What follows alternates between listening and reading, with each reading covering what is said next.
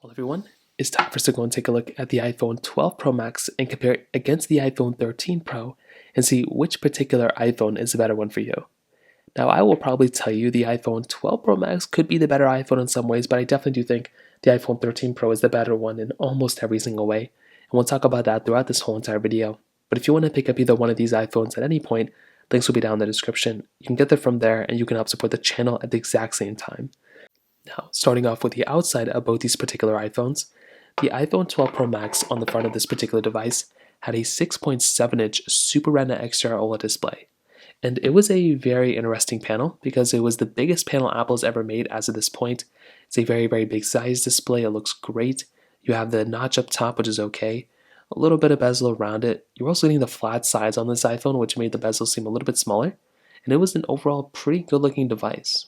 I still think it looks great. Some things about this phone though, you're getting, a 60 hertz panel, so it's not the best thing of all time, but it's still a good looking phone. And I do think if you need a phone that's a very big one, this is a very, very decent option when it comes down to it.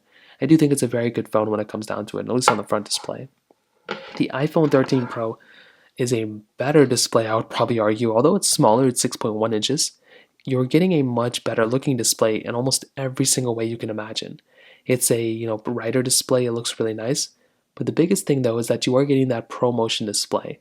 So having a 120 Hz display on this particular iPhone is absolutely insane. I love having that, and it is easily one of my most favorite things going on for this particular iPhone. So 120 Hz always beats 60 Hz, and it's such a nicer looking panel. It's like one of my favorite panels of all time. So definitely the iPhone 13 Pro, without a doubt, wins here. Now for the rest of the bodies, you can kind of see what else is going on. You can see with the iPhone 13 Pro, you're getting this flat side. Same thing with the iPhone 12 Pro. And they both have these metallic sides, which are reflective, which look really nice. You have these SIM card trays right there as well, which is very, very cool. And these were some of the last iPhones to bring this reflective side. The iPhone 15 Pro removed it, but the 13 Pro had it, the 14 Pro had it, and the 12 Pros had it, which was really, really nice. Lightning ports at the bottom as well, which is a really cool thing. On the back side, you're getting these triple camera setups, which again is very nice to have.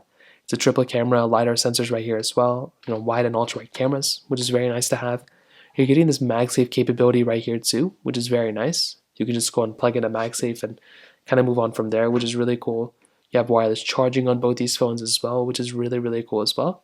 And I do think when it comes down to both of these phones, very good stuff, right? I like both these phones a lot, and I definitely would tell you in a lot of different ways. These types of devices do a really good job at a majority of things you throw at it. And I do think if you're picking up a phone, both these do a really good job in my personal opinion. So they both feel very similar. There's not really one phone that feels like way more expensive or way more premium than the other one. They both kind of give me the same vibe when it comes down to it from that side as well. So that kind of covers it up there. Now, in terms of the other areas of this particular device, one big thing to keep in mind here is that the iPhone 12 Pro Max did come out in 2020. The 13 Pro came out in 2021. So because of that, you're going to have to kind of think about both these phones when it comes down to the software longevity. And I'm not really too sure which phone's going to last longer here, but it's quite obvious. The iPhone 13 Pro, I think, is going to be the longer lasting one than the 12 Pro Max. As of right now, both these phones are still supported. They're both going to be set for a little bit of time, but I'd probably say there's a high chance where the iPhone 13 Pro is going to last longer than the iPhone 12 Pro Max. So just kind of keep that in mind as well. So that kind of covers it up there. Now let's go into a speed comparison between both of these phones. The iPhone 12 Pro Max has that Apple A14 body chip inside of it with 6 gigabytes of RAM, where the iPhone 13 Pro has that Apple A15 body chip inside of it with 6 gigabytes of RAM as well. So let's go see which one's the faster phone between both. Okay, there we go. All the apps are clear in the background, so let's get into it. Phone calls 3, 2, 1. About the same thing. Music 3, 2, 1. Okay, about the same thing too. App Store 3, 2, 1. Okay, again about the same thing. So we're getting about the same thing on all the Mail 3, 2, 1. Okay, going back into the App Store, let's go and kind of scroll through. Let's see if there's any big differences here. There's not really anything crazy. Let's go into their cameras 3, 2, 1. Perfect. Hopping out of here, let's go into some third-party apps. Let's go to Temple Run 2, 3, 2, 1. Now this again it's not the biggest game of all time, but it's still one I like to test. Getting out of this one, I click cancel. It was still loading up in the background. This one just had to do this right now. Very, very unfortunate, but we'll just go and hop out of the loading screen and we'll get into the game itself. Now I will tell you, the 120 Hz display on an everyday basis is definitely going to make it feel like it's going to be a faster performing device in a majority of ways. And that's the one thing I love about the iPhone 13 Pro. It's just such a smooth display and it makes things look and feel so much better. It's like one of my favorite things about that particular phone. Snapchat 321. Okay, I don't know why there's so many random pop-ups on this particular phone.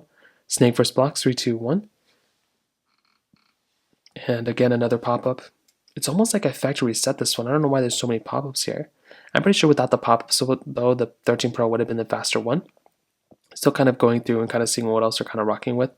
You can kind of see that's roughly around the same thing. Thank you 321. And with this game, I guess we'll see what happens. Roughly around the same thing too. And you can see in the game itself, not that big of a difference. Hopping out of here, let's go into Netflix 321. About the same thing. Let's go into Stack 321. And again, this one is just going to be annoying.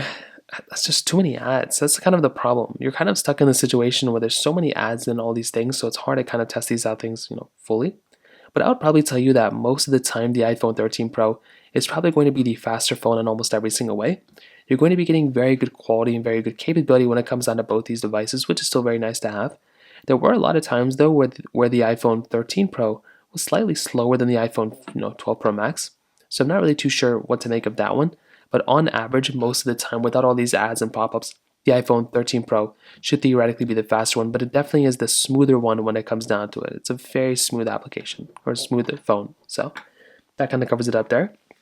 Now, in terms of the camera sides on the back end, you can kind of see again that we have the triple camera setup, wide, ultra-wide telephoto lenses, very, very good capability and very good cameras as well. I do feel like for the most part, Apple did a really good job with these sensors, both of them. You're getting 4K at 60 on the front and the back, which is a very nice thing to have. Now, when it comes down to both of these particular phones, I will tell you, there's not really like a terrible camera here. Both these cameras are very good. You're getting, 12x zoom on the inside. On the outside, you're getting 0.5x zoom, which I think is very nice to have. You're getting video mode, slow mode, time lapse. You're getting portrait mode, panorama mode as well. And I will definitely tell you, in my personal opinion, it is a very, very decent type of sensor. It's a very good type of camera. And if I'm going to go through and buy some sort of lens, I think this is a pretty decent option here, and I think they did a really good job with this particular camera. So definitely is not perfect by any means necessary. The iPhone 13 Pro, this camera, very good camera as well, 4K at 60 on the back end, on the front. I think that's something that's really, really nice here. So this type of camera, you're getting, your 15x zoom, which is really nice. On the outside, you're getting your 0.5x zoom. Video mode, cinematic mode, slow mode, time lapse, photo mode, portrait mode, panorama mode. It's a very, very good type of camera.